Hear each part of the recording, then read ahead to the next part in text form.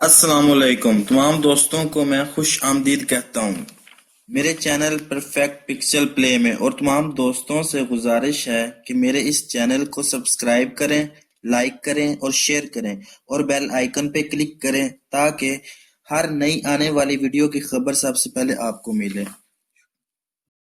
السلام علیکم جی، آج کا ہمارا ٹاپک جو براڈ شیٹ کے بارے میں ہے کہ خبروں میں ہر جگہ میڈیاز میں، سوشل میڈیا میں، یوٹیوب جہاں دیکھو براڈ شیٹ کے بارے میں ذکر کیا جا رہا ہے۔ براڈ شیٹ یہ براڈ شیٹ ہے کیا اور اس کے پیچھے اصل کہانی کیا ہے؟ جی آج اس پر بات کریں گے کہ براڈ شیٹ کہ اب دیکھیں کہ خبروں میں بہت ہی زیادہ براڈ شیٹ کے بارے میں اب ہمارے جو وزیرز ہیں، بڑے وزراء پاکستان کے، ٹھیک ہے، اور بڑے بڑے صحافی ہیں جو میڈیا پر بیٹھے ہوئے ہیں، سب براڈ شیٹ کے بارے میں بات کر رہے ہیں کہ براڈ شیٹ، اور اس کو لے نواز شریف کے بارے میں بات کی جا رہی ہے کہ جب اس کے نواز شریف کی جو جائیداد کا جو اس کا سراغ لگانے کے لیے وہ کہتے ہیں کہ نواز شریف کا سراغ لگانے کے لیے جو ہے نا وہ براڈ شیٹ کو استعمال کیا گیا تھا۔ براڈ شیٹ وہ ایک تنظیم ہے جس کو استعمال کر کے اس کا نواز شریف کی جائیداد کا سراغ لگایا تھا۔ جی آج میں آپ کو بتاؤں گا اس کی حقیقت۔ تو اس سے پہلے بات کرتے ہیں کہ اصل حقیقت کیا براڈ شیٹ کی، اور یہ براڈ شیٹ ہے کیا، اور یہ کہانی ہے، اور یہ حقیقت۔ پہلی بے شمار خبریں آئیں اور اس کا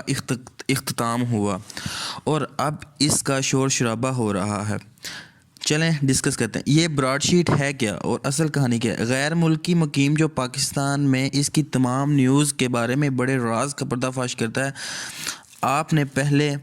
میمو گیٹ کے بارے میں سنا ہوگا، غیر ملکی جائیداد کے بارے میں بھی سنا، گستاخانہ دستاویزات اور میڈیا کے چند حساب، پوائنٹ سکورنگ، اعلیٰ عہدیدار اور دور دراز کا سفر کرتے ہوئے، اور بہت کچھ، اور آج براڈ شیٹ کے بارے میں، اور یہ بھی بہت جلد یہ بھی کہانی ختم ہو جائے گی۔ ٹھیک ہو گیا۔ خبروں میں بتایا گیا کہ جنرل مشرف نے اقتدار سنبھالنے کے بعد نواز شریف کی دولت کا سراغ لگانے کا فیصلہ کیا، جس کے بارے میں ان کا خیال تھا کہ بیرون ملک ذخیرہ کیا گیا ہے۔ پرویز مشرف نے نیب کو ٹاسک دیا تھا کہ اس کا پتہ لگائے۔ نیب نے موسوی نامی شخص کی قیادت میں براڈ شیٹ نامی تنظیم سے معاہدہ کیا، جس موقع پر نیب نے براڈ شیٹ کی تجدید کی،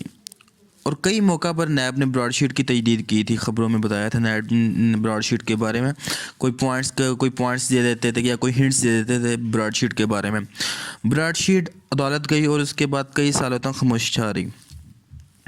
پچھلی حکومت جو سی نواز شریف کی گزری تھی، اس حکومت کے آخر میں اس تنظیم میں سے کسی ایک نے سنا کہ براڈ شیٹ نے پاکستان کے خلاف مقدمہ جیت لیا۔ اب یہ پاکستان کے خلاف جو مقدمہ جیت لیا، اس کا مطلب کہ پاکستان کے خلاف جو سا مقدمہ چل رہا تھا باہر کی ملکی عدالت میں، لندن میں کہیں، تو براڈ شیٹ نے وہ مقدمہ جیت لیا تھا پاکستان کے خلاف، اور ادھر سے پاکستانی حکومت جو سے نواز شریف نے اس کی حکومت نے وہاں کیس کیا تھا لندن میں کہ ان کے جو سی جائیداد وغیرہ اس کو سراغ نہ لگایا جائے، لیکن براڈ شیٹ نے تمام ثبوتوں کے ساتھ یہ جیت لیا تھا مقدمہ۔ تو جب انہوں نے مقدمہ جیت لیا تو اس کارنامے میں تو جو لندن کی حکومت نے اس کو $28 ملین کا ایوارڈز جو سا تھا وہ پاکستان سے ان کو لینے کا حکم دیا۔ تو اور اس نے $28 ملین جو پاکستان سے اس کی ڈیمانڈ کی، تو جو کہ اسے نہیں دیا گیا تھا اس وقت، اور جب وہ پاکستان سے $1 ارب حاصل کر رہے تھے، پھر انہوں نے بتایا کہ سنگاپور کے ایک اکاؤنٹ میں سعودی عرب کے بینک میں سے $1 ارب منتقل کر دیے گئے ہیں۔ مصورین نے کہا کہ یہ رقم نواز شریف کی ہے، اور انہوں نے اس $1 ارب کا سراغ لگانے کی پیشکش کی اور بدلے میں 20% کمیشن کا بھی کہا۔ یعنی کہ اس میں یہ ہے کہ اب جو سا اسی دوران جب برطانیہ حکومت نے اسے $28 ملین کا کہا تھا انعام دلوانے کا، اسی دوران اس نواز شریف نے $1 ملین کا جو سی رقم تھی وہ سنگاپور کے بینک سے میں جو سے ٹرانسفر کروائی تھی سعودی عرب کے ایک بینک سے، ٹھیک ہو گیا، اور ان کو اسی جون سے یہ ٹرانسفر کا پتہ چل گیا۔ تو پھر مصوی جون سے تھے وہ تھے نیب کے ایک شخص تھے جو نیب کے ساتھ کام کر رہے تھے۔ انہوں نے اس کو پیشکش کی کہ اس $1 ارب کا سراغ لگانے کے لیے، اور انہوں نے کہا کہ اس $1 ارب کا آپ سراغ لگائیں گے تو آپ کو 20% جو سا کمیشن بھی دیا جائے گا۔ تو اس صورتحال میں برطانیہ کے ایک پاکستانی نژاد بیرسٹر اسلام آباد میں گھوم رہا ہے اور دوسرے لوگوں کے ساتھ وزیر اعظم عمران خان، اسد عمر اور بیرسٹر شہزاد اکبر سے بھی ملاقات کر رہا ہے۔ انہوں نے مصوری کو یقین دلانے کی رہنمائی کی کہ تحریک انصاف کی حکومت ان کی پیشکش کو قبول کرنے میں دلچسپی لے سکتی ہے۔ پھر 2019 کے آخر میں برطانیہ کا یہ وکیل اس میں آ جاتا ہے اور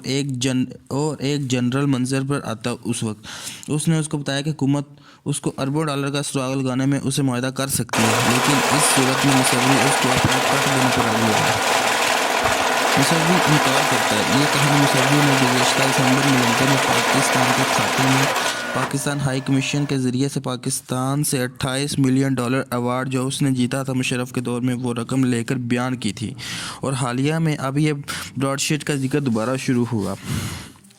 اس میں اس نے بڑے غصے سے دوبارہ کہا کہ نواز شریف جو ایون فیلڈ کی بات کر رہے ہیں وہ بہت غلط ہے، اور میڈیا میں آج کل فیلڈ ڈے چل رہا ہے، مطلب کہ میڈیا میں صرف ایون کی فیلڈ کے بارے میں بات چل رہی ہے ہر جگہ، جس بھی آپ نیوز میں دیکھ لیں، جس بھی سائٹ میں دیکھ لیں، ہر جگہ ایون فیلڈ کے بارے میں بات چل رہی ہے۔ یہ اس وقت ان کا کہنا تھا۔ اب براڈ شیٹ میں اس کے بارے میں میڈیا میں بہت بات چیت ہو رہی ہے، اس کے بارے میں بڑی کہانیاں چل رہی ہیں۔ اس کی حقیقت کیا ہے ہر کسی کو پتہ ہے، لیکن کوئی اس کو بتانا نہیں چاہتا۔ اب یہ کہانی ہی سچ ہے جو برطانیہ کے ایک جج نے مصوی کا $28 ملین کی ادائیگی کا حکم دیا تھا، اور باقی جو حقائق ہیں اور یہ لوگ منظر عام پر نہیں لانا چاہتے، جو پاکستانی حکومت کے جو کافی بڑے لوگ ہیں جن کو پتہ ہے اصل حقائق کا، لیکن وہ اسے منظر عام پر نہیں لانا چاہتے۔ جی اس جون سی ہے یہ نیوز تھی ڈان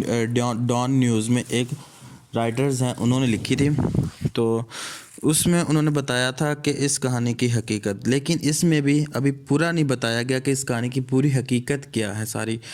اتنا بتایا گیا کہ ایک نیب نے جو سا مشرف کے دور میں ایک شخص جو سا تھا مصوی نامی، اس کو جو سا تھا ایک ٹاسک دیا تھا جو سا نواز شریف کی جائیداد کا سراغ لگانے کے لیے، اور اس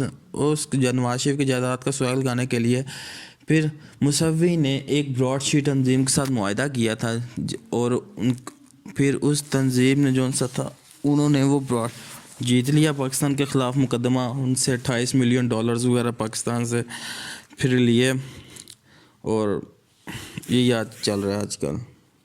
یہ تھی آج کی خبر، اگر آئیں گے اگلی خبر میں کسی اور ٹاپک پہ بات کریں گے، اس وقت کریے۔ اللہ حافظ۔ جی ہمارا چینل جس نے بھی تب سبسکرائب نہیں کیا وہ سبسکرائب کر لے، اور اس کو شیئر کریں اور لائک کریں، اور کمنٹس میں